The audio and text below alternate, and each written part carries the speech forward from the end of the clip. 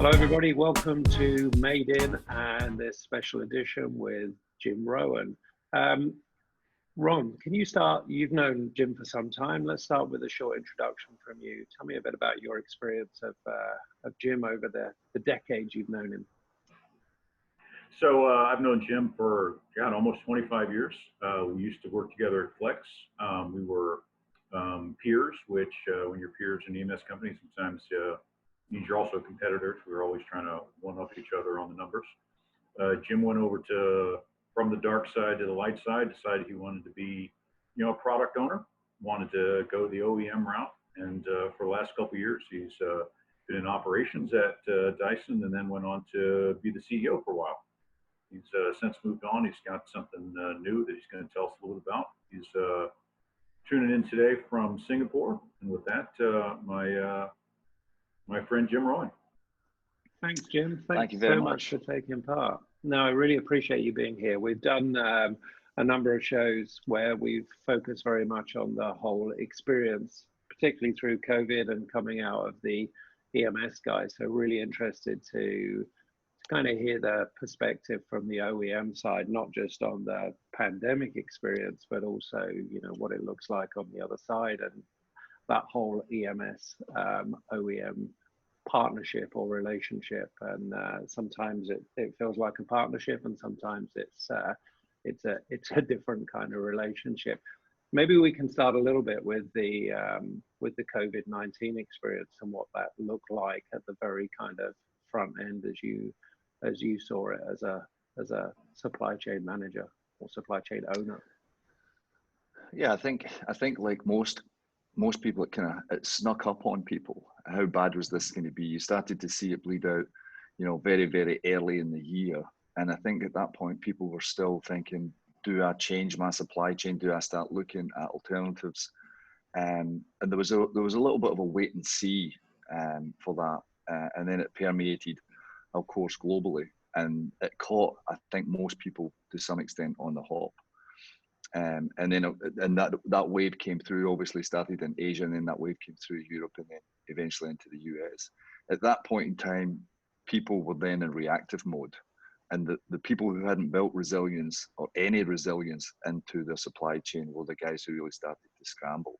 And I was really interested to hear some of the points that Ron and Mike and actually Mark Mondello made as well, is that this move towards inventory, any excess inventory being, the nemesis of a well-run company, then played, of course, against that in that instance.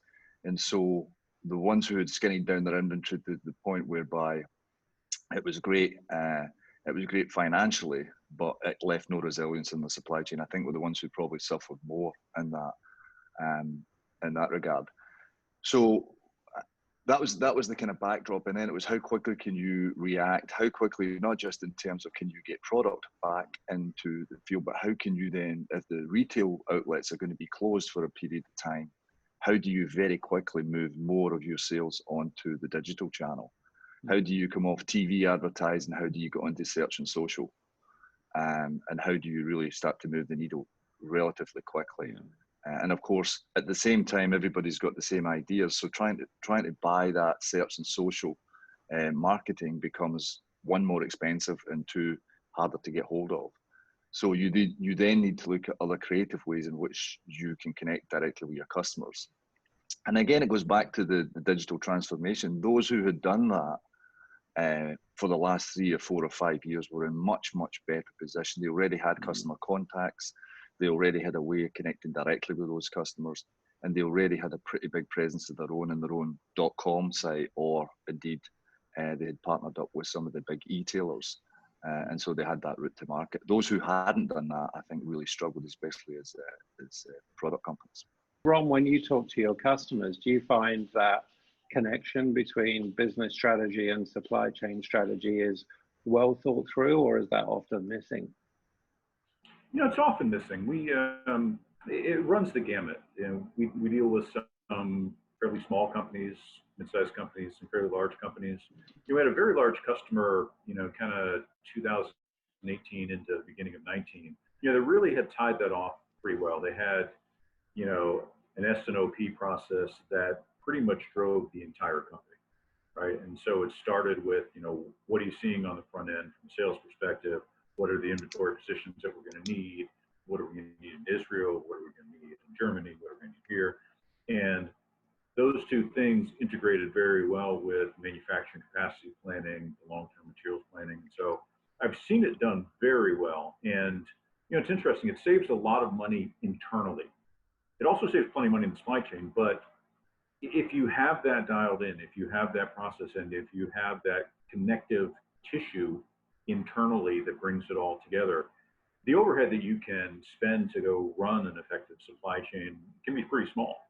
But if you are kind of winging it, something like, COVID-19 comes along, you can spend an awful lot of cycles and an awful lot of energy, ad hoc chasing your tail around trying to figure out how do we get a hold of this thing. So it's one of the keys there is getting ahead of the process, and it's also, as you said, Jim, getting ahead of that digital transformation. When you look at all those processes, were those tools that you were able to buy, or were those tools you built? I know you've built control towers and all kinds of things in the past when you've designed and developed supply chains. Is it pretty much homegrown software that makes all those connections and digitally enables all that? Well, it used to be, certainly it's got a whole lot better in the last 3 or 4 years specifically. When we built our first control tower back in the Blackberry days, it was stitched together. There was a lot of middleware, let's say, that was stitching that stuff together, and it worked pretty effectively. But it was a little bit Heath Robinson, if you will, in terms of its architecture. Nowadays, with so much being offered as software as a service, it makes it easier to put these supply chain, that supply chain or that digital supply chain architecture together reasonably quickly and reasonably cheaply.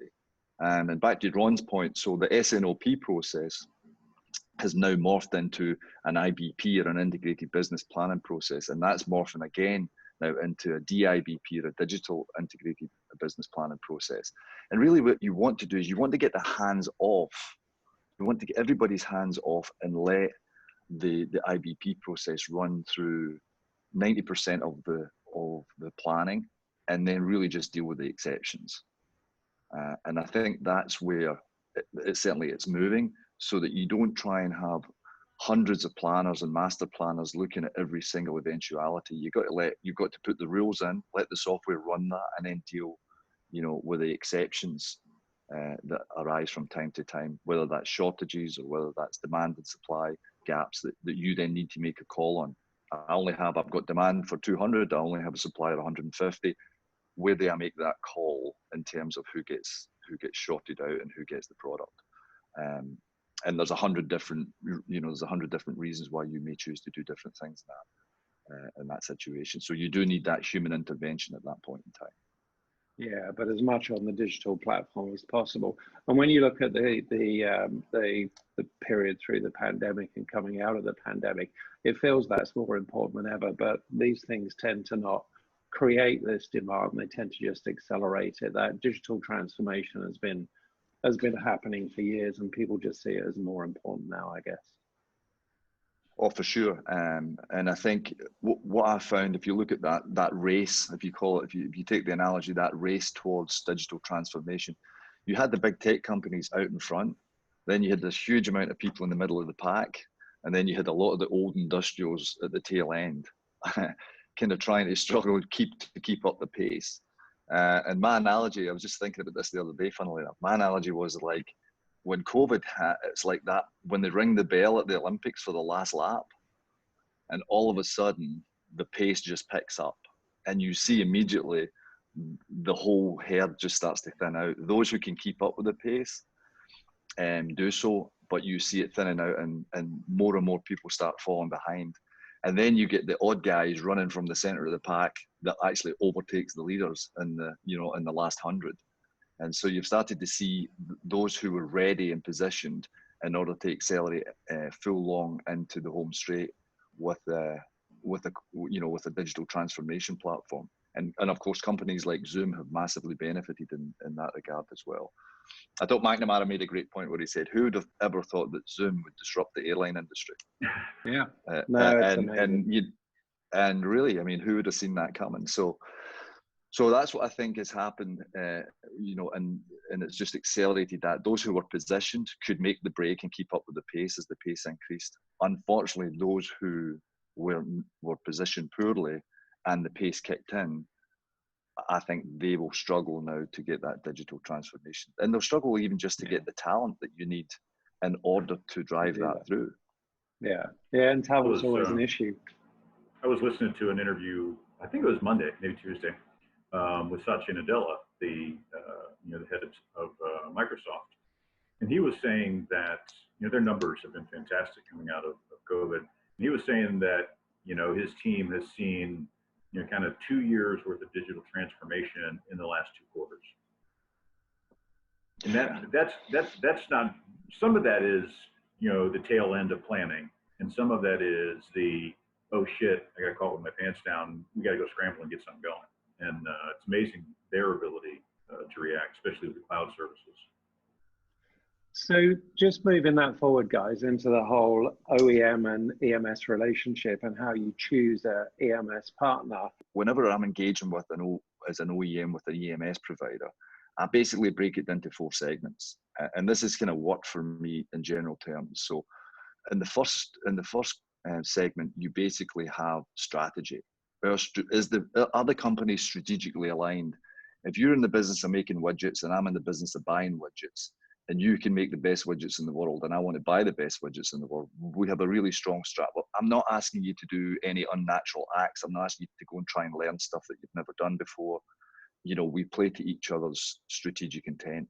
And that's a good starting point, I feel. I then move to the second segment, which is operational. And that operational piece is everything that you mentioned on digital. Do you have the digital architecture? Do you have the supply chain people? Do you have the talent? Can you operationally fulfill the orders that we need within the time scale at the right price, at the right quality, etc.? So that's the big operational bucket. That gets a lot of attention, obviously, because it's very complex within that segment. Then you move to the commercial aspects. Generally speaking, if we're dealing with public companies, and if we're a public company, you've got to make money for your shareholders. Or even if you're not a public company, you've got to make money for your shareholders. So does the commercial engagement work for both sides? Is it going to be additive, and is it going to be add value to the shareholders on both sides of that equation? But obviously you need to be competitive as well. So that's the commercial aspects. And then the T's and C's around all of that become a lot more meaningful. What are the payment terms? What's the AR/AP balance? Who holds the inventory? And so that commercial engagement piece, again, we spend a lot of time and attention making sure that we get that right up front, so that there's no surprises, if you will. And then the last segment, which I think is really overlooked, and it's maybe arguably probably the most important section, and that is relationship and trust and transparency. And you can have all three if the relationship isn't built on really solid foundations. Then when something bad happens, and it will, you want to make sure when it's sunny and everybody's making money and everything's going fine, everybody gets on. When the dark clouds come and the bullets start raining down, you want to make sure you've picked the right person to be in the foxhole with on both sides, right? And if you're an EMS guy, you want to make sure that the OEM is going to make their liability and their commitments, and similarly on the OEM to the EMS side. So those are the four. That's the kind of framework that I've kind of used through my time, and both on the EMS side and on the OEM side, to try and make sure that you end up with a good long-term relationship that works for both. Yeah, that relationship's huge, and actually how that relationship's built. It's sometimes built at the very early stage, and it's sometimes built the first time something goes wrong. That's when you get to that's when you really get to test that relationship. What I was going to say at this point is, before we got on camera, we were chatting about your past in the EMS world, and there's a great example of one of your one of your early deals you did from the EMS side, and the whole relationship and how you go that extra mile to impress the customer. Perhaps you can share that with our viewers. Yeah, I mean, it goes back. We just set up our own contract manufacturing company in Scotland, and of course, as a young startup company, we were hungry for business, and we had reached out to one of the big OEMs in the UK and Scotland at the time. And Scotland, if you remember, was the Silicon Valley of that decade, if you will. And basically, they said, we need to have a manufacturing facility up and running to build prototypes so that they could get them through their accelerated test process very quickly. So we invited them into the factory, but at that point in time, the factory was still, the shop floor was still really under construction. We were still putting down the anti-static floor and so on. And the gentleman who visited was a bit annoyed because he says, "Hey, you've wasted my time. You don't even have a factory." And I says, "Come back on Friday and I'll have a production line up and running." And so we couldn't get the production line up and running in the production floor. So we basically knocked down the wall of the office area. We put the machines, we put down anti-static flooring in that area, moved all the desks out, and really got a production line set up in the office area. We ended up being bought by Flextronics. So that, I think in some ways that actually helped us with that deal as well, because I think that had permeated through the very start of the culture of the company was built on solving the problem for the customer. Yeah, and it's that ability to step up and solve that problems. Ron, when you look at the relationships that you're kind of helping and assisting in managing between OEMs and EMSs at the moment, it's been a testing time. Have you seen examples of where it's gone the right way and it's gone the wrong way, where people have stepped up or have completely dropped the ball? Yeah, unfortunately, I've seen a little bit of both. And if I were to try and find the common denominator on both sides, it would be, open, honest communication and transparency. And one of the things I've been on both sides of the table too. I started, being on the OEM side and outsourcing, went over and became an outsourced provider. And now I play in the middle, right? I run a company that helps down the middle. And this has always just perplexed me from both sides since the beginning of time. And that is, there's this view that you can't be completely honest with your fill in the blank, your customer or your supplier. And it happens in both directions. I find it typically happens a little bit more on the OEM side. And so as things were going south, we had one particular customer, as things were going south, their demand just absolutely collapsed. And if you understood what space they were in, you'd go, yeah, there's nobody buying anything in that space. And there's this view of, but we can't tell our supplier that our demand's dried up. Well, why wouldn't you? Because, they've got a forecast. They're out there buying stuff you don't need that ultimately you're contractually responsible for, yada, yada. But it's this, the other side only needs to know what they need to know. And that's not a partnership, right? That's a very tactical purchase order by purchase order type of engagement. And look, for some companies that works, but if you want a real collaborative relationship, and a really collaborative relationship will ultimately get you both the best performance and the best price if both sides embrace it. If that's what you want, you've got to walk the walk, right? Is that basically a deal breaker, Jim? Is that like digital transformation? It's table stakes. If they're not prepared to open the kimono, it's impossible. It is now, but come back to exactly what Ron said. I mean, the history of the relationship. So back in the 80s when SCI and Selectron and those guys were the first guys out the gate on EMS, contract manufacturing as it was called at the time, everything was fine because really they were just playing a supplementary role. The big OEMs would outsource the seasonal demand spikes. Mainly it was on easy printed circuit boards like SCSIs or planar cards and so on. And then of course it evolved to full systems. And then of course they started buying the factories of the OEMs themselves. And that, actually, I think it was fine, and it was less adversarial at that point in time. The dot-com bubble, when it burst in 2001, actually, I think, seismically changed the landscape in quite a considerable way, because there was a lot of people then left, a lot of the EMS guys were left holding a lot of inventory and a lot of cost that the OEM guys never followed through on in terms of truing them up for that cost. massive write-offs, of course, stock prices went down. Yeah. And that was the point whereby a lot of the trust within the relationship, you know, ebbed away. And then, of course, you got the birth of Foxconn. They came in with a nice clean balance sheet.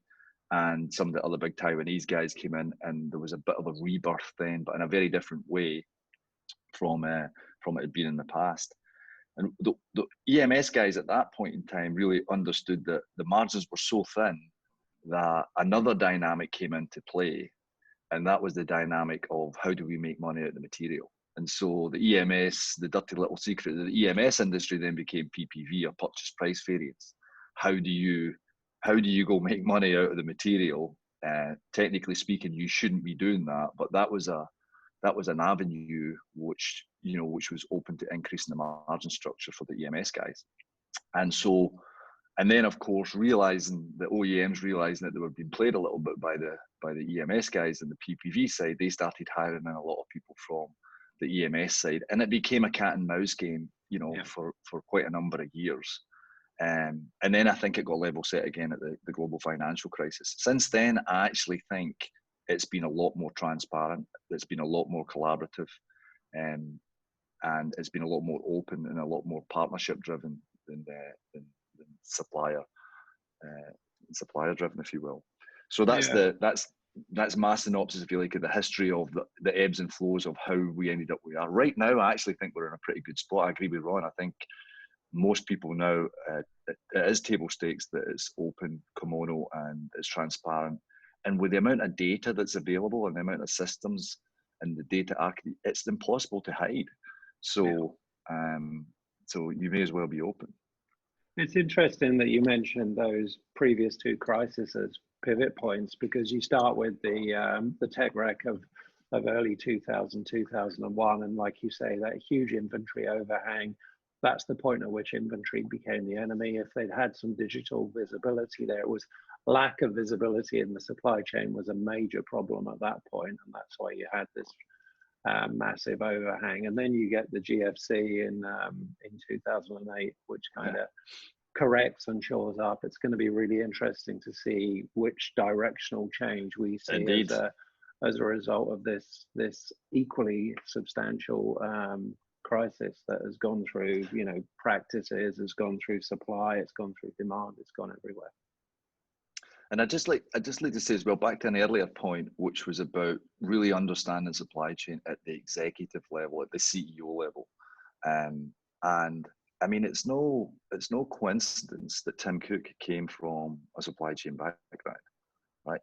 And arguably one of the biggest hardware, certainly the biggest hardware company by market cap, most valuable hardware company, let's say, one pretty complex in terms of its volume, its variation, the amount of new products that it brings out, the amount of markets that it deals in. There's no surprise that that's underpinned by a deep knowledge of how the whole system works from demand through supply. And I think he's done a hell of a job in terms of steering the growth in that company as it's became more and more complex through the years. Yeah. And you look at what's going on now, and you mentioned the digital transformation of the demand side, and you also mentioned things like mass customization. It's almost lot size of one going to a customer, that whole direct fulfillment. What are they the major trends? Are there other major trends that are driving OEMs that change the way products are developed, change the way you choose your manufacturing partner? Yeah, I think the two of them are very much connected, because when you move your sales onto a digital channel, then by default, there's an expectation that it will be customized or personalized in some way. And so that drives it itself. When you go into a high street retailer and it's already a boxed up unit, you can expect to walk away with whatever's on the shelf, if you will. You know, Nike obviously were one of the poster children in terms of starting that process with being able to design your own sneakers and so on. And I think that will accelerate. But even if you look at a cell phone or a smartphone, smartphones are completely customizable. That's what people like about them. It's a very personal product, and okay, maybe it only comes in a certain amount of memory size or a certain amount of colors, which are reasonably restricted for good reason. but the amount of customization that you can do in the application layer is phenomenal. How you set up your home screen, how you look at your wallpaper, what apps you choose to use, and how you choose to use them. All of those things, I think, really play into that mindset of, you know, mass customization and lot size of one. And so if you look at products, any product companies now going forward will need to take that into account. There's no longer one size fits all, that's for sure. And even if you look at product companies who used to be able to sell the same product in Asia that they would sell in the West, that again is a completely different set of circumstances now as well. You just look at home sizes. Home sizes in Asia versus home sizes in America are very different. And I tend to look at, when I'm looking at the changes that I'm seeing in the world right now, things like we're seeing mass urbanization. So we're seeing a lot of people moving in. They're generally coming into the cities and they're living in, certainly in Asia, they're living in condominiums, which are generally 80 square meter homes. So what kind of products do they need for that type of home? Generally speaking, we're seeing a lot of an aging population in many of those countries, certainly places like Japan. So what are the needs for those products? Do they need products which are lighter or easier to use, more versatile? And you need to start putting all of those things together along with the technology aspects of that. Now there's a massive expectation that pretty much everything will be connected in some way or shape or form. A lot of that is nonsense, of course, and there's a lot of engineering dollars being wasted on connecting your coffee cup to your, you know, to your kettle or whatever, right? But that's kind of starting to wash out now, and you're starting to get some meaningful products that come out of that. And then the last thing which I would say is the voice. It started off with the data. Well, start off with voice. It went to voice and data, and from the voice and data, you then started to spun out things like Alexa and Home Hub and so on. And now it's moved forward again. So now video is becoming a big part of that, and that's very personalized as well. So Alexa, or the Amazon hub, if you like, in the West, but inside China, it's either the JG Ding Dong or the Tmall Genie would be the products of choice. And so how do you then, if you're a product company that's going to connect your machines into the voice channel, you need to be able to connect those machines into the voice channel using Alexa, using Apple, using Google, using JD, using Alibaba. That is a very, very complex landscape in terms of the software architecture that you need around connectivity, as an example. Yeah, so it becomes hugely complex for the OEM. At what stage does that impact on the EMS and the EMS OEM relationship, and what are your expectations from them? Would you then look to, and you talked about that strategic match, if you're in the IoT field, do you want EMS that's IoT enabled? Do you get excited when they say they've got these digital building blocks that can go into your products, and they talk about being, I don't know, a full stack manufacturer or something like that? How does it impact there? Yeah, it's a great question, because at the end of the day, there's always this paradox between how much capability that you want the EMS guy to have and how much you want to pay for. And at some point along, if they have that capability, you're buying it. So you got to pay for it. So how much of that works? The other thing which I think, which will be a fallout from the COVID situation, will be that people won't want to travel as much. They shouldn't need to travel as much. So taking great swathes of production engineering teams from the OEMs from the US or Europe and dropping them into China or Southeast Asia for 3 months prior to a big launch, I think that's going to change dramatically. And I think it needs to change, and I think it should change.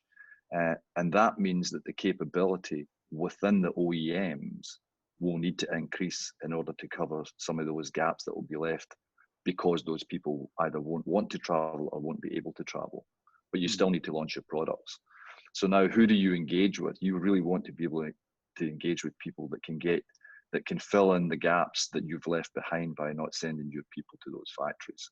And that's going to be a major play going forward in terms of the capability. That's really launch capability. It's to some extent late stage even design, industrialization, and getting the product ready for launch, taking out all of the rough edges, smoothing it out, and getting it ready for a very smooth launch, especially if it's a volume product. And predominantly, a lot of that work had been done by the OEMs. Yeah, and I guess that's a lot of what you're in a position to do, Ron, and that's kind of your role, is to smooth out those bumps. Do you see a big change in the demand for that and how you have to deliver that service? Well, certainly right now there's a huge change in demand because nobody can travel, right? Which is actually today Delta had their first flight to Shanghai. So there is a little bit of lift happening, but I can't imagine it was a particularly full flight. So yeah, the demand for that has changed out of sheer need, and now we're going to go into this phase where it changes for efficiency reasons, safety reasons, cost reduction reasons, and we're going to be there to help bridge that gap. But what people are going to understand on both sides is that their digital thread that runs through the business has a big gap around that ocean, right? And so maybe there's really good design automation, maybe there are really good tools for doing DRCs and things like that, and maybe on the factory side there's really good tools for doing FMEAs and for running the DVTs and stuff like that. But there is still this data gap. And part of that data gap is being able to provide contextual information, historical information, development threads of what was the decision process that led us to this. Why did we decide to test this or not test this? And I think we're years away from having anything that really fills that gap. But there are people that are starting to work on that, saying, people are just not going to get back on a plane the way they were. Yeah. And so how do we get some of that more nuanced contextual information across in a digital thread as opposed to a human thread? It's going to be interesting to see how that evolves. I wonder if AI has got a role to play in that. How do you see that, Jim? Do you see AI as a potential learning tool for some of that tribal knowledge? Yeah, potentially. I think that's probably further down the road in terms of the usage of AI. I think what you will see, you'll see data analytics. You'll see some algorithmic programming that will help in some of those situations. You might see some machine learning, certainly sensor technology. As you set up machines, if you can set up a production line which has got 10 production lines all producing the same product, and you can concentrate on the golden line, so you get one set up first. Being able to make sure and use machine learning and sensor technology to make sure that line is spot on very early on in the process. And even if you need to make changes, you make it to that, and then you can simply just reproduce that through that digital architecture or that machine learning architecture. I think will be something that comes into play. Automation, of course, will become a much bigger play as well.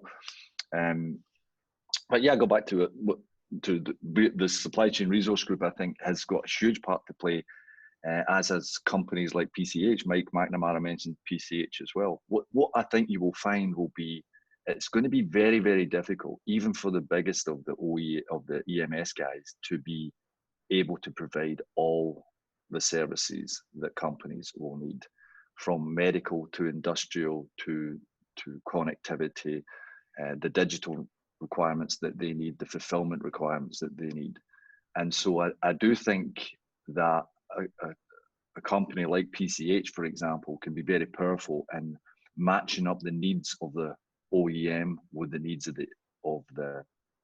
to the production facilities that best suit them, in the area that best suit them, with the skills, with the approvals, and that I think will be a template which will be used much more in the future. And then of course companies like Ron's company can come and really help make sure that thought leadership has gone into the upfront thinking of how they're going to bring the product to market, where they're going to bring the product to market, who's going to manufacture them for that, what is the supply chain architecture, and what is the real supply chain, every single link of the supply chain's been thought about. And that was a point, again, I think Ron had made earlier in one of the other episodes, which was it is a chain, and you can't move one link without disrupting the entire chain. And people need to start thinking about that maybe a little bit more as well. Yeah, they need to get that whole connectivity all the way through. And you mentioned very briefly in there the thing of automation, and that kind of makes me think of the idea of that whole idea of a digital twin of the line. So when you have got that golden line, you know it's going to work somewhere else. And that maybe wasn't seen as fundamentally important before, but now when potentially your golden line gets disrupted because of something like COVID, that becomes even more important. Is again for the EMS is having a automation strategy. Is that kind of table stakes for them to be a partner with the big OEMs? Well, most of them do now. I mean, I think because they've realized that the labor arbitrage is kind of playing itself through now. And in certain products lend themselves to automation, certain products obviously don't. And they've figured that out. The EMS guys have by and large figured that out for themselves, because it's either going to be margin increases or margin reductive to them, so that they have skin in that game, if you will. Yeah. So that part they understand. The cost of the automation and the cost of the capital equipment becomes usually the contentious point. You already have that. Why do you want us to pay for more? Is it just the tooling, or is it the whole production line, and what's the overheads and all that stuff?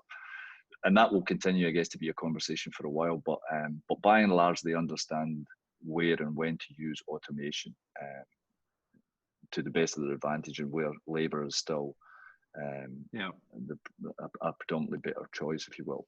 I think the golden line. Sorry. No, keep going, Jim. I was just going to say, I think that the golden line piece is really interesting when you look at the +1 strategy. So the China +1 strategy, or the China Plus strategy, I guess, as it is now, and being able to very quickly bring up other production sites because you've spent time and attention to allow a production line that can be copied very quickly and have a digital twin, or have a digital twin set up, even if one isn't available immediately. So yeah, I think that's a great point that you made, Phil.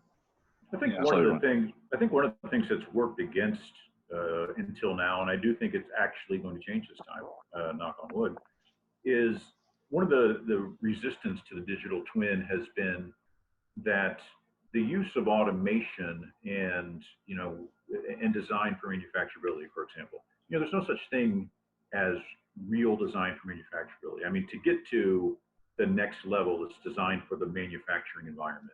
And the manufacturing environment in Columbus, Ohio, is a lot different than it is in Chennai, India, right? And so there has been this resistance to any kind of digital twin because the economics of return on investment are so dramatically different when you look at very disparate geographies. And now I think people are going to understand that in relative terms, that delta in return on invested capital is going to be a little bit less important relative to the resilience it brings, the time to recovery it brings, the time to scale up. I mean, we're talking about COVID as this big disruptor, and it is this big disruptor. The primary variability in supply chains has always been demand, because most products you just don't know what demand is. And so there's always been a variability you want to build around. Now there are these big, kind of step function, idiosyncratic events that create, almost a global level of variability. And the two of those taken together, I think, is going to cause people to think about how they evaluate return on invested capital from a production perspective, from an automation perspective. And I think they're going to be willing to pay a little bit more to twin things up, even if it's suboptimal for one of the locations. Yeah, there's the companies in the automation space that I've been speaking to throughout this process have certainly had a lot more inbound inquiries, and actually the ones that are gaining traction have a couple of things that make them unique. One is adaptable automation, which seems really to be the key. Automation I can use for this purpose, and then I can switch for another purpose, which is very different to the kind of automation we see in the car industry, for example. And then the other is these idea of disruptive business models. So the idea of automation or robotics as a service, where you can shift it from capex to opex, and I think that gets very interesting, particularly now where a GM might want to make his factory more flexible, but when he goes up to the CFO to get a purchase order for X million dollars of robotics signed off, that's a bit more difficult. But if he can do it in the OPEX, I think it becomes more viable. So I think we'll see some changes there. I could talk about automation all day, so we should avoid doing that. One of the things you mentioned there was that whole idea of China plus one. We're seeing some really interesting trends with respect to people wanting to reduce supply chain dependency, people being perhaps a little bit protectionist, but perhaps anti-globalist in certain areas. What are you seeing there in terms of shifts, Jim, and how do you decide where to shift geography when you look at a global, regional, all those different aspects? Well, it's such a complex question because, first of all, you need to know what level of engagement you want to have with the supplier, whether you're just outsourcing some of the manufacturing, or whether it's more of a JD, a joint development effort, whether it's full fulfillment. And some of that obviously plays into the place and the type of EMS provider that you choose. But if you look at trade tariffs, for example, so trade tariffs can play a big part in certain industries, but not so much in others. It just depends on the code, on the tariff code, and whether it's affected or whether it's not. And so again, that makes it very difficult to say I'm going to move all my business, or I'm only going to move the business that's affected by this month's trade tariff, but maybe next month it changes again. So where do you start that conversation? And then you've got this kind of interesting piece of GSP and GSP plus. So there's a lot of countries now who predominantly had been low-cost geographies have lost their status on GSP, which means that it adds duty on, mainly because their gross national income has gone above the threshold for the 3 years required in order to lose that status. So that then narrows down where would you go as a China plus one strategy? Where do you still have GSP or GSP plus benefits in those countries? And does your commodity code need you, or do you benefit, if you like, from the commodity code where GSP would be meaningful? So there's a ton of consideration. Then, of course, you've got the political stability. If you take Malaysia as an example, so Malaysia, good cost-wise, decent skill base, all that stuff, but it kind of relies on an immigrant workforce because there's just not enough people in Malaysia to meaningfully scale certainly some big projects. Vietnam, 100 million people, the Philippines, 100 million people, obviously Indonesia, 230, 40 million people, they don't suffer from that.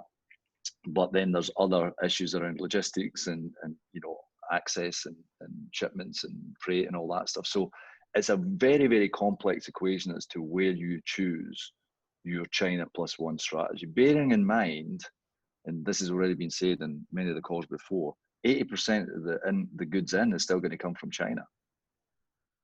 So you're still going to have a big freight in, and you need to make sure that your freight in cost doesn't outweigh the benefit that you are looking to, or even the freight in risk that you're trying to avoid doesn't become a bigger problem than the one you're trying to solve. There was a news item this week. The guys at Foxlink are making an investment in Myanmar. And, kind of their justification was, we're worried about the China-U.S. trade tensions and stuff. And I thought that was an interesting one. That's not a name that comes up a lot. Now, it is one of the larger workforces. Certainly, it's one of the few places in Southeast Asia where there's some labor arbitrage still available. But I'm thinking every dollar you save on labor in Myanmar is probably going to cost you $1.20, at least for the first 3 or 4 years. Yeah, well, that risk analysis is huge. You got that political instability. You've got the freight, the movement of freight. You've got the predictability, I guess, of supply chain in and out of there. And there's a whole bunch of it. I mean, it's funny. I was thinking about just before the call. I was thinking about what have we seen, what have all of us seen in our kind of life cycle. And if you start with the .com bubble back to 2000, you've had, as I can remember, just kind of from the top of my head, you've had the .com bubble burst. We had swine flu, H1N1, bird flu, We had SARS, MERS. We had an Atlantic ash cloud that shut everything down for a while. I get caught in Hong Kong for 2 weeks on that one. You've had various tariff changes. The latest one's obviously the Trump tariff changes, which are pretty considerable. Fukushima, the Thailand floods, the Taiwan earthquake that knocked out the fabs. It's always going to be something. You got 3G&T, which was the Congo, and tantalum and cobalt, and you remember the tantalum capacitor fiasco of the early the tsunamis, earthquakes. You've had Brexit, you get COVID. I mean, we've not quite had the frogs or the locusts or the boils at this point in time, but I guess they're probably on the way. But yeah, there's a huge amount of potential disruption that comes into all the supply chains, and quite frankly, you won't be able to plan for every eventuality. So agility becomes much higher up the agenda, and I think that China plus one or China plus strategy is something which I think people will need to look at much more closely than maybe previously. Yeah, you guys mentioned more crisis in that period than there were years in that 20-year period. So it just goes to show you there's another crisis coming. We don't know what it is. We've got to plan for it, and we haven't got any idea. Do you think this crisis, and a lot of the talk around this crisis relates to China, and actually, interestingly, China seems to be one of the quickest to recover. Do you think this crisis changes your thinking, or do you think it's just in terms of manufacturing geographies, or do you think it's just changing the way people that know less about the supply chain are thinking about it? People are reporting it, people that are influencing government incentives, those kind of things. Well, let's use a real example. So let's take one of the biggest changes that's going to happen in the next, already started to happen, but it's probably going to happen in the next 3, 4, 5 years, is this massive change from internal combustion engines to electric driven vehicles. That's already right on top of us, as we know. And and Elon Musk and the guys at Tesla started that journey and started that acceleration, but it's now multifaceted. The disruption that causes in terms of availability of batteries and battery power, the availability of some of the key materials that you need for the digital motors that are driving these vehicles, and all of the other nuanced parts of that supply chain, which is still pretty small, really, in relative terms compared to the overall internal combustion supply chain. I don't think people have thought that through in terms of where the gaps are going to be and where they're going to manifest themselves. But there will be massive gaps. But there's also a lot of technology advantages that companies can port into by finding alternative ways to make the electric drive trains of the future much cheaper and much easier to manufacture. And I think there's going to be a lot of that. So that's going to disrupt that whole supply chain as well. But then I was thinking the disruption that's going to come from the car industry, which has started, so the tip of the spear was electrification, but right hot on the heels of that is going to become autonomous driving to some level. If you're asking for the future, Phil. So let's port into, let's say 10 years into the future, and we actually have a proper autonomous driving capability. Just look at the things that's going to then be affected by that. So driving schools, there's no need for driving schools any longer. The driving license department in the US will be massively disrupted. You'll have metal. One of the reasons that you have metal in cars right now is because of crash protection. Well, if it's real autonomous driving and cars won't crash, the need to have so much metal in cars is going to diminish massively. Do you need seatbelts? Do you need airbags? There's a whole bunch of stuff that peels out of that real autonomous driving. And then you've got on the other side, you've got the opportunities. How do you clean those autonomous vehicles? How do you charge those autonomous vehicles? The marketing that you can do inside the car while everybody's just sitting, being driven around. So that's an industry which I think is is going to go through massive disruption in its entire supply chain. It's already started, of course, so there's no news in that. It's just it feels it's the very early stages. Yeah, and the other huge disruption that brings is actually the simple question of ownership of the vehicle. You know, you moved into these shared ownership models, mobility as a service, all those kind of factors impact that, and that industry will certainly change. And those are the kind of huge mega trends that I guess you have to be aware of when you're designing, building, managing supply chains. Ron, how aware are people of those kind of things? Do they tend to be quite myopic and focused on where am I going to get my resistors and capacitors from, or are people looking far into the future and saying, hey, you know, we need to be ready for that? I think there aren't enough people that are really, sitting back thinking big thoughts about the future. Most of the manufacturing operations, supply chain people I know, it's a 14-hour-a-day job, right? And so it's, crisis to crisis and new product to new product. And, like you said, we just named, more crisis than there have been years, right? So there's always something. There are some companies that I think do a pretty good job. Some of the bigger companies really looking forward and going, what are the big catalysts 5 years out, 10 years out, and how will that impact? Jim went off on this move to electric vehicles, and the point I think he was trying to make was, you embark down a path, and you think you understand what changes that path creates, but the act of change creates unanticipated change. It has to be reacted to too, and so you get this cascading events. And it's so hard to anticipate, 5 years down the road, 6 years, 10 years down the road, even if so let's talk about China. Let's say that there's going to be proportionally a meaningful exodus, and that proportionally almost everybody's going to go to China plus one, China plus two. Okay, so people are thinking about this and that, and, where do I get my capacitors and what are ocean freights? But, how am I going to feed all of those people in this factory when, Indonesia really hasn't had the level of urbanization that China has, right? And so all of a sudden you have another one of these, mass migrations, and the real issue doesn't become, I can't get my rare earth metals. It becomes, I can't ramp up the factory enough because the rice truck didn't get there, right? And so there's these unintended consequences of making these decisions. And so I think there's a lot of thought that needs to be applied. It's going to open up some frontiers, as it always does, and that's part of what makes this whole thing interesting. Yeah, and it's not a mistake that the show's called Made In, and it's because people are always asking, where should we make this? Where should we make that?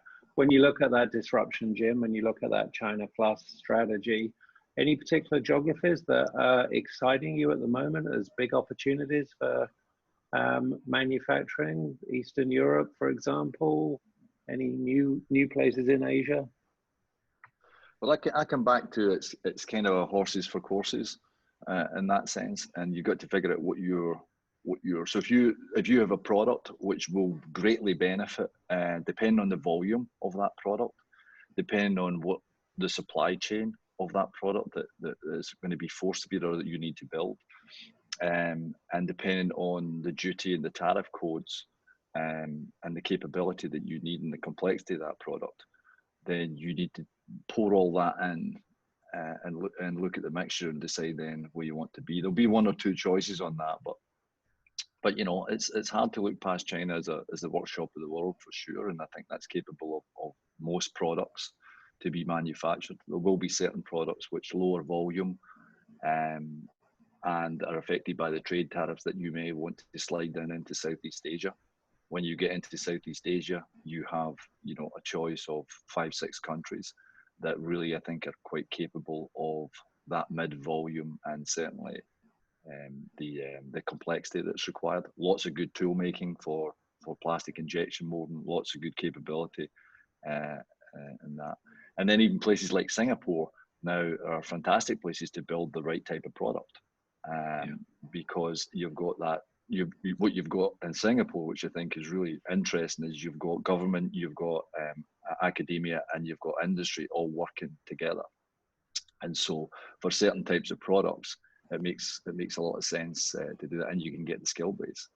Well, one of the things which I guess I'd like to talk a little bit about would be talent. And you were saying, what capabilities does the EMS guys need to have versus the OEMs? Well, take that a stage further. There's something really interesting that's happening right now in the US, which is government. And so it's went one stage further. So now SpaceX is able to do what most governments can't do. They're able to take people and put them into space. They're also able to take spent rockets and land them on the high seas on a floating platform. I mean, this is, as an engineer, this is really exciting, really, really difficult stuff.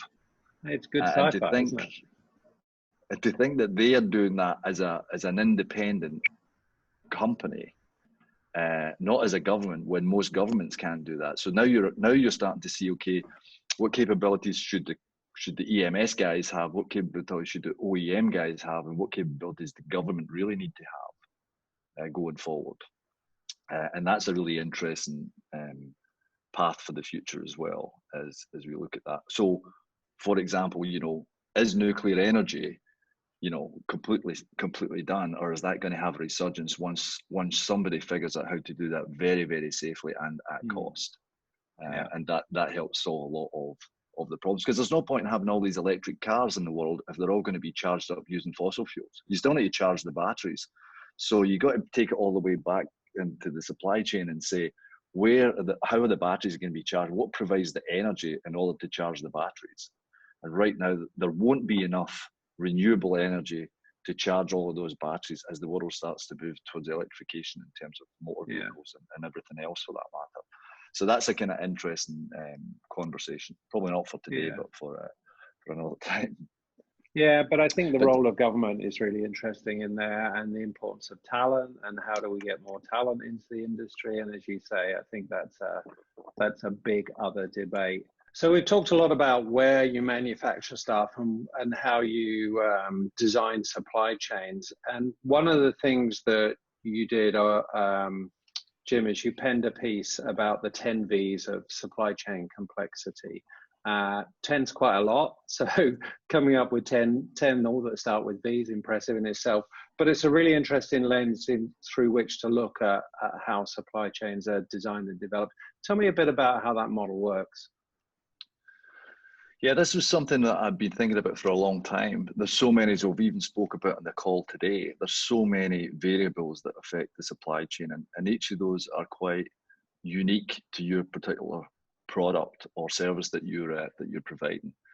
And so it was a way, by use of alliteration, I guess, it was a way of trying to frame that to say, okay, what are the important things that to your specific product or your supply chain that you need to pay more attention to. So if you look at the 10 V's, and I'll just run through them really quickly, so that, volume, if you need more volume, you need more components, you need more factories, and more investment, and so on. So obviously that's got a complexity adder on its own. The variation for some people will be really important as we get to mass customization. A batch size of one, that variation will add a lot of complexity to many people's supply chains, colors and, plugs and power and all that stuff.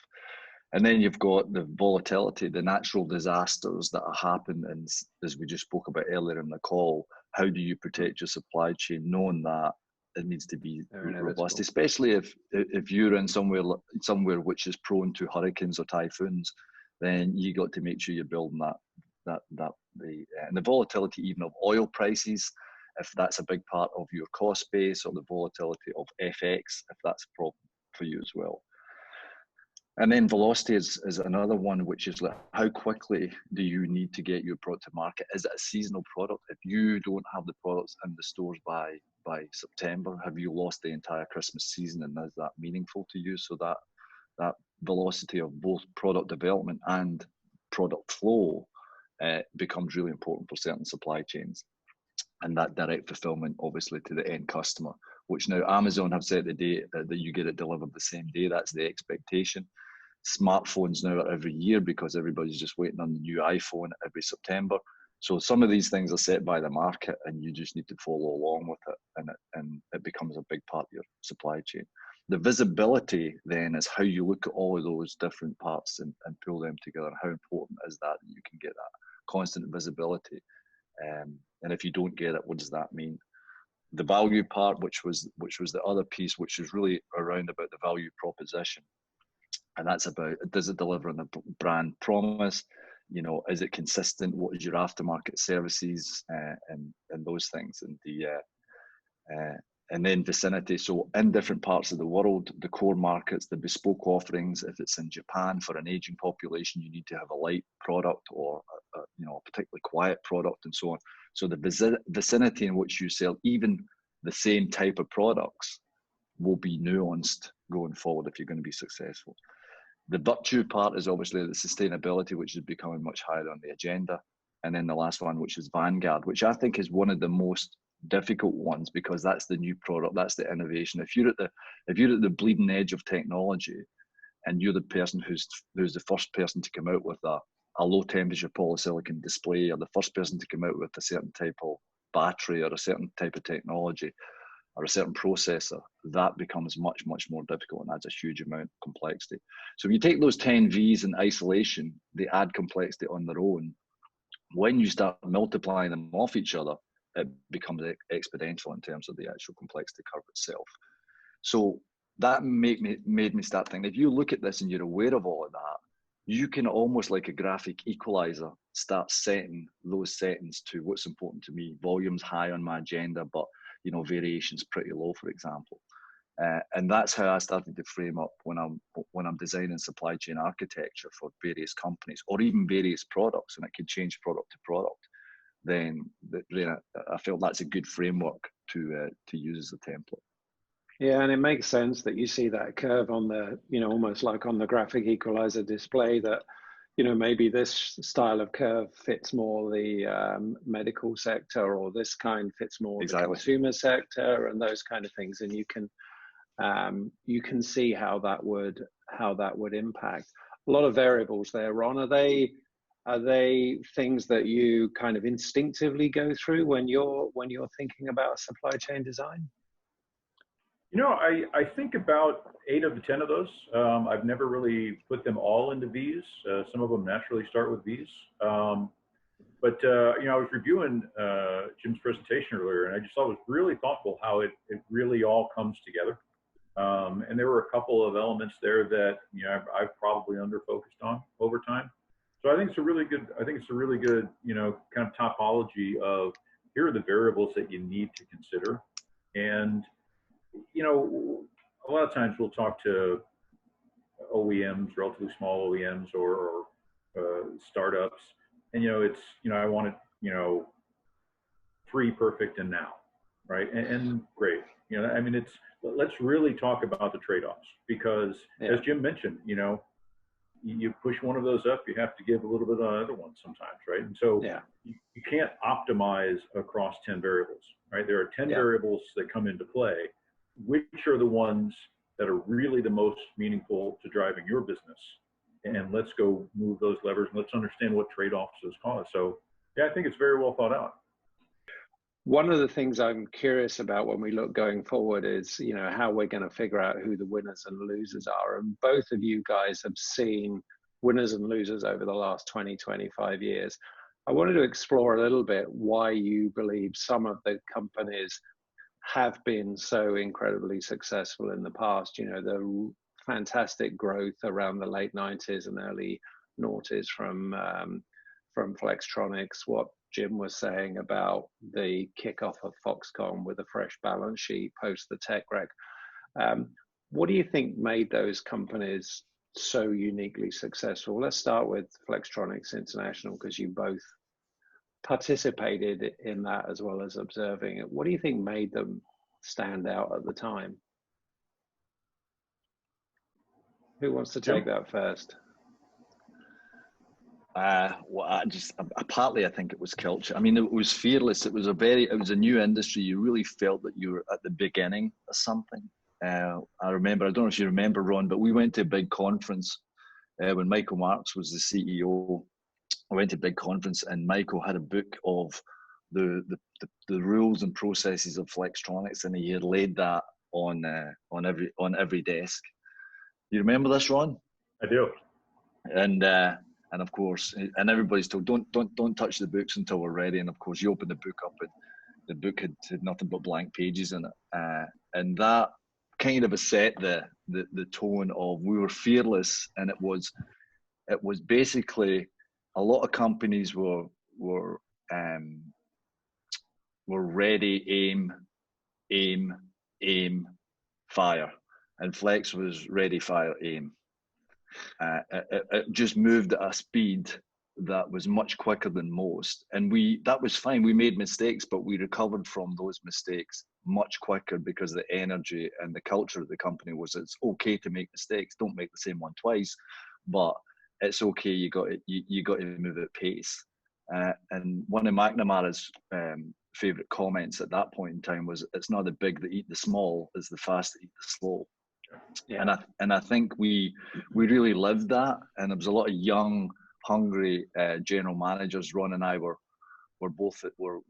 part of that fraternity, I guess, at that point in time, that bred off each other and challenged each other. And as Ron said right at the top of the call, great friendships, but also great competition. And that drove people to be better than they would have been otherwise. So I think it was mainly culturally driven within Flextronics. You had the freedom within a framework. And do you think that was the right culture, the right model for the right time? Or do you think now it's as easy to be as bold and maverick?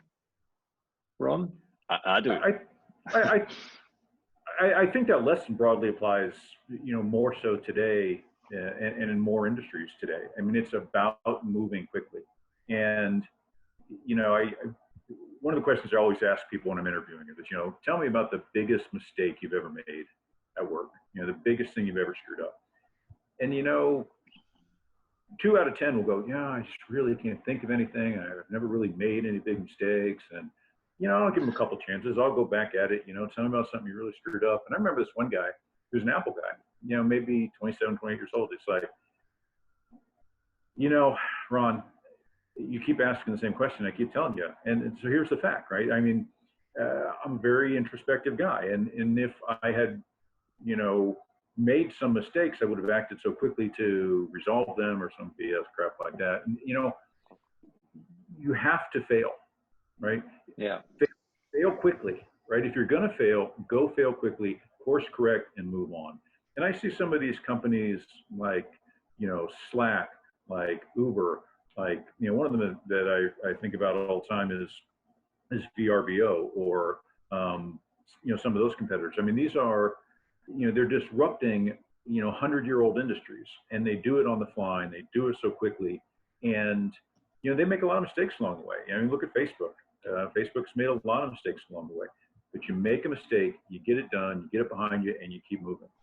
And that's why, the fast, or one of the reasons why the fast eat the slow, is because if you're worried so much about making a mistake, you're going to be moving too slow. It's hard to move very, very quickly and cautiously at the same time.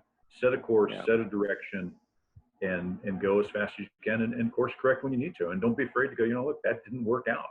We're gonna do a 15-degree course correction here and see what happens. Yeah, it seemed, Jim, as soon as I asked that question, you were ready to say, no, be bold, go for it. You see that as a strategy that's enduring, do you?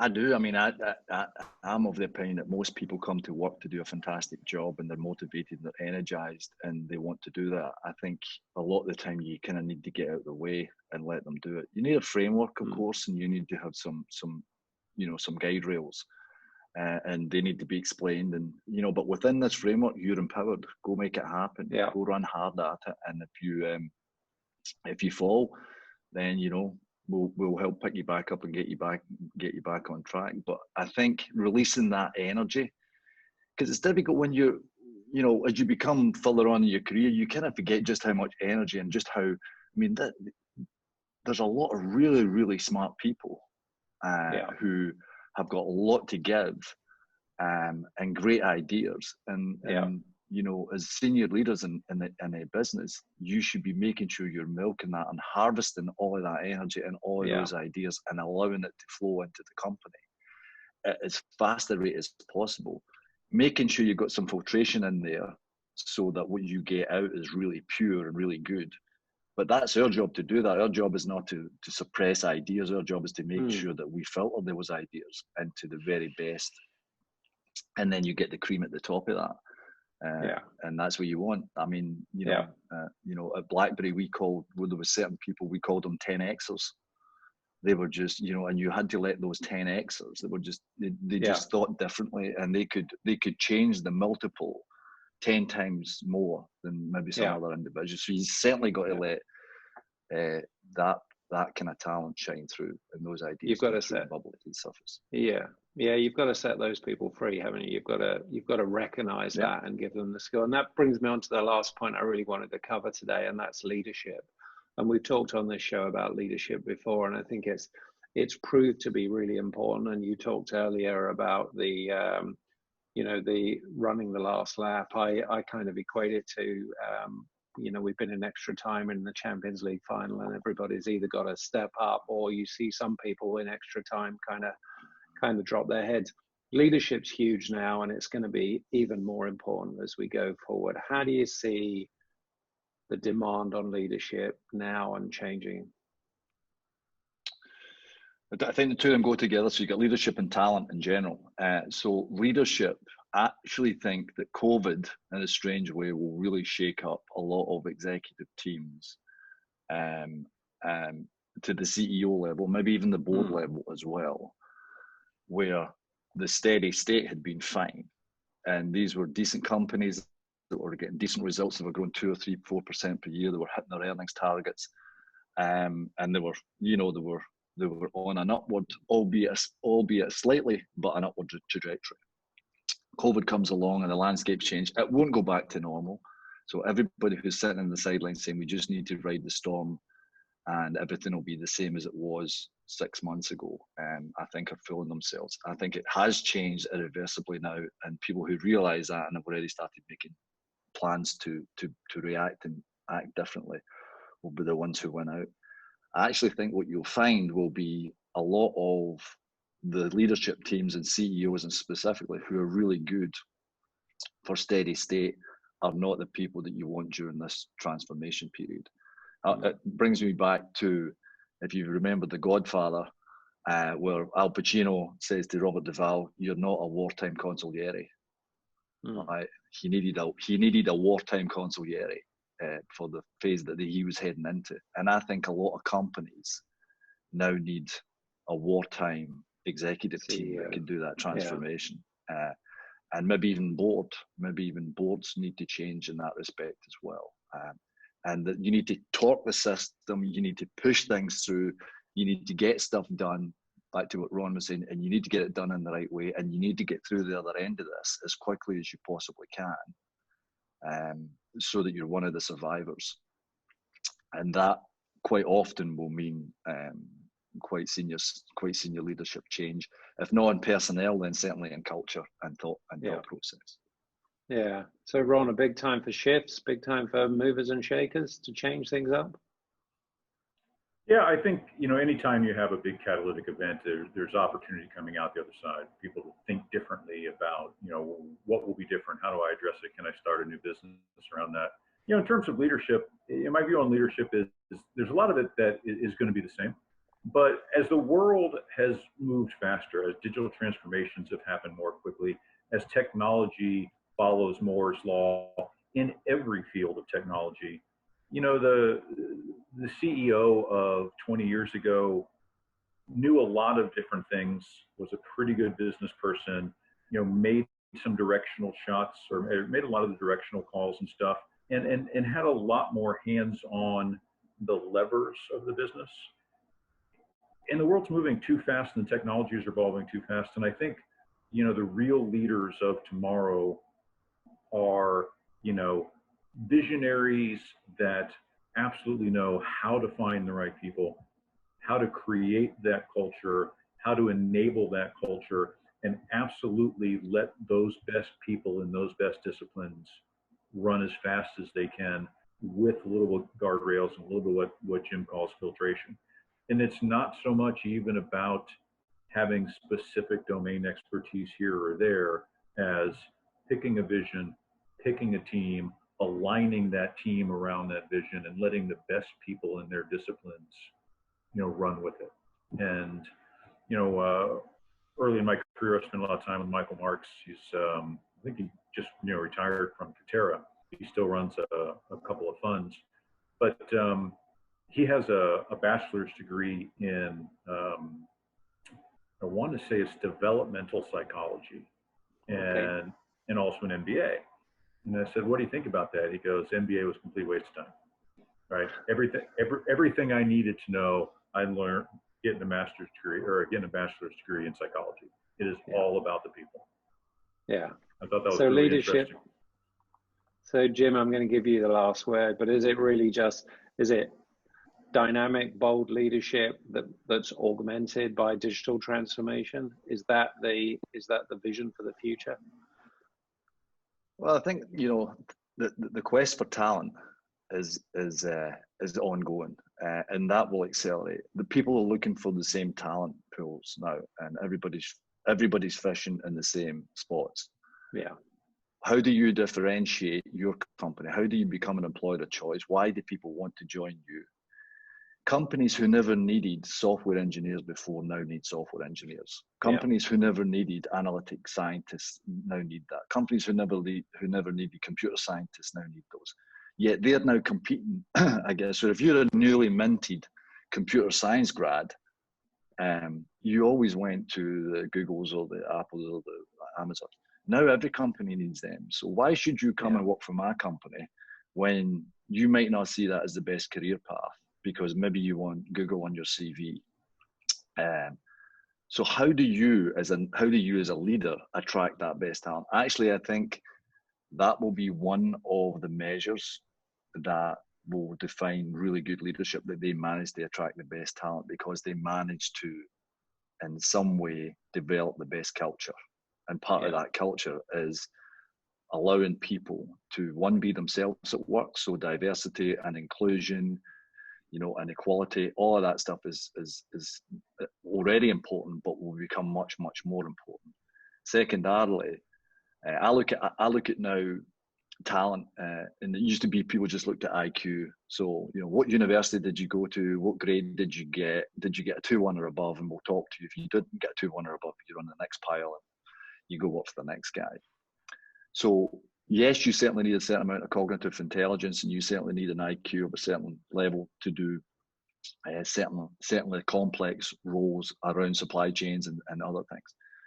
But you got to really start looking at EQ in a much more deep and meaningful way. You got, which is back to Ron's point on Michael Marks and his psychology degree. So the EQ part of leadership is always has been important, but it needs to be recognized more than it is right now. And then you have what I call TQ, which is the trust quotient. Can I trust you? You know, are you a trustworthy individual that can work as part of a team?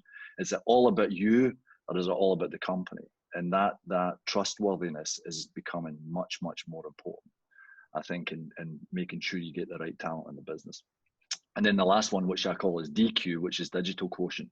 How digitally savvy are you? Have you kept up to speed with everything that's going on digitally? Well, so the IQ, EQ, TQ, DQ equation blends into one. And if you can find those people with a good work ethic that's willing to put in a shift and stay till the job's done, you'll build that talent base that will outcompete everybody else in your industry. The CEOs and the leadership teams that can build that talent base will be the ones who win in the end. And so, and you know, that's I guess my vision for the future. It'll be based on talent. Yeah, no, I think that's fascinating, and finding the right talent is huge, and finding the right talent for the right moment. And as you say, things have moved on, and I'm really interested to explore more at another time that whole idea of those four Yeah. different elements when you select talent. I think that DQ is something that I haven't considered as a quotient before, but I think it's hugely valuable. Guys, I could talk to you all day. I probably shouldn't, because our our viewers have got other things to do, and I'm sure you have too. Thank you so much for your time. It's been one of the most informative discussions, one of the most interesting hours I've spent. Look forward to talking to you again soon, and thank you everybody for watching another episode of Made In. Stay safe, everybody.